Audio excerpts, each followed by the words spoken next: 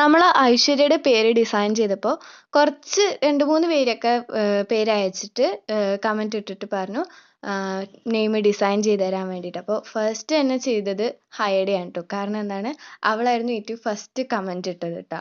അപ്പോൾ ബാക്കിയുള്ളവരുടെ ഒന്നും ചെയ്യില്ല എന്നല്ല കേട്ടോ ഞാൻ പറഞ്ഞത്, ബാക്കിയുള്ളവരുടെയും ചെയ്യും. വെയിറ്റ് ആൻഡ് സീ എന്ന ഒറ്റ വാക്ക് എനിക്ക് പറയാനുള്ളൂ. എനിക്കിപ്പോൾ ഒരാളുടെ നെയിം ഡിസൈൻ ചെയ്യണമെങ്കിൽ തന്നെ അത് എന്ത് ഡിസൈൻ ചെയ്യുന്ന ആലോചിക്കാൻ തന്നെ ഏകദേശം 1 മണിക്കൂർ വേണം.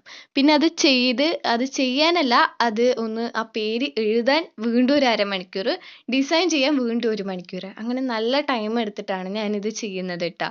അപ്പോൾ അതുകൊണ്ട് തന്നെ നിങ്ങളുടെ എല്ലാവരുടെയും സപ്പോർട്ട് നല്ലോണം വേണമെന്നാണ് ഞാൻ പറഞ്ഞു വരുന്നത്.